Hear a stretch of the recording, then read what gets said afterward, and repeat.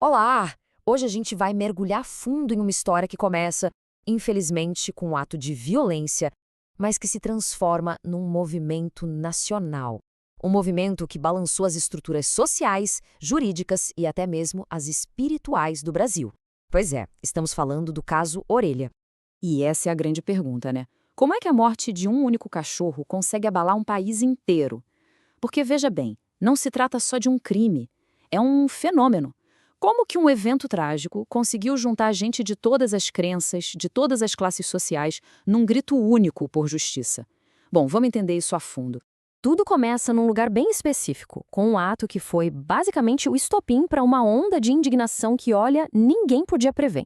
E esse aqui é o Orelha. Ele não era um cachorro de rua qualquer, sabe? Ele era uma figura, um verdadeiro membro da comunidade. Por 10 anos, uma década, ele era parte da paisagem da Praia Brava. Os próprios moradores cuidavam, davam comida, monitoravam. Ele era um mascote da região, de verdade. A cronologia dos fatos é rápida e devastadora. No dia 4 de janeiro de 2026, o Orelha foi encontrado agonizando. O diagnóstico veterinário não deixou dúvidas. Traumatismo craniano muito severo. Não tinha o que fazer, a eutanásia foi inevitável. E a tragédia não acaba aí. Um mês depois, a Pretinha, sua companheira fiel que estava sempre com ele, também morreu. A suspeita é de pura tristeza. O que aconteceu em seguida foi simplesmente extraordinário. A notícia do crime não ficou só em Florianópolis. Ela explodiu e se espalhou pelo Brasil como fogo em palha seca. A rapidez com que a causa ganhou corpo foi impressionante. A hashtag Justiça por Orelha simplesmente dominou as redes sociais. E de repente, artistas, influenciadores, até gente de fora, como o Steven Adler, do Guns N' Roses, estavam falando sobre um cachorro comunitário do sul do Brasil. A história, de fato, transcendeu fronteiras. E essa comoção toda teve um impacto político real e imediato. A pressão popular foi tão gigantesca que mais de 25 novos projetos de lei apareceram no Congresso, todos querendo penas mais duras para maus tratos a animais. Ou seja, a indignação coletiva se transformou em ação política. Com o país inteiro de olho, as investigações começaram. Mas elas logo mostraram uma trama ainda mais complicada e revoltante. A investigação chegou a 4 adolescentes de famílias ricas. E aqui, a história tocou num nervo muito exposto da sociedade brasileira. Adultos, incluindo pais e até um policial, foram investigados por tentarem atrapalhar a justiça. E isso transformou a indignação contra a crueldade numa fúria contra a impunidade que o privilégio muitas vezes parece comprar. Então, o ponto central é esse. A responsabilidade não é só de quem cometeu o ato. Existe uma cadeia de culpa aqui. Quem ajuda, quem esconde, quem vê e se cala por conveniência e, principalmente, quem deveria aplicar a lei, mas faz o contrário. Todo mundo se torna parte desse ciclo de violência. O silêncio que protege o agressor tem o mesmo peso da agressão. Com a justiça dos homens parecendo ameaçada pelo poder e pelo dinheiro, a indignação coletiva começou a buscar outro tipo de resposta.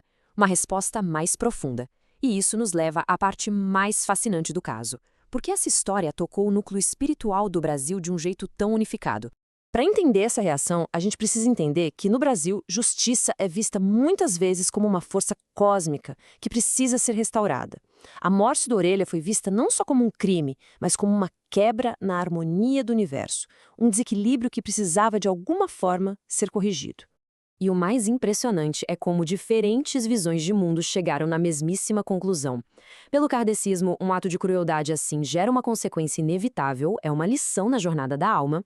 Nas religiões de matriz africana, a justiça de Xangô é uma força da natureza que exige que o desequilíbrio seja corrigido com o peso de sua rocha.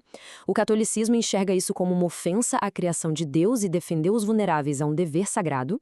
Para o budismo, é a lei do karma em ação. O próprio ato já é a semente da sua consequência.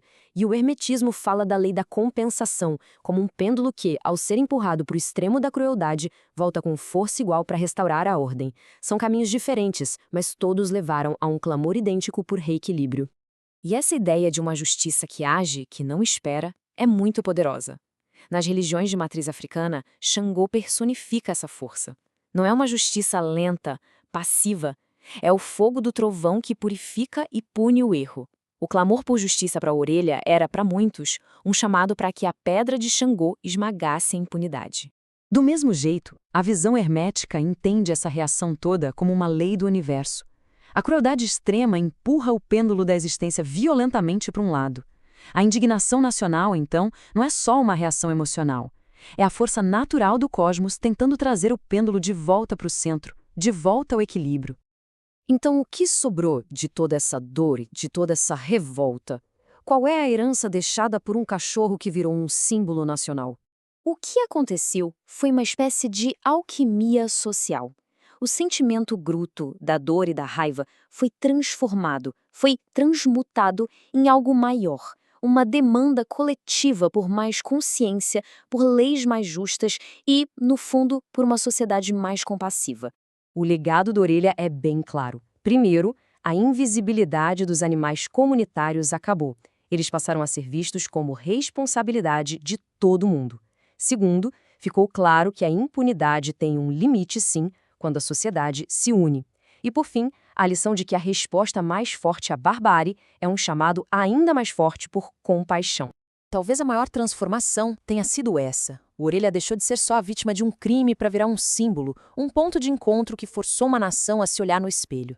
E para muitos, ele se tornou um guardião, cuja história continua inspirando a luta por um mundo mais justo para todos os seres.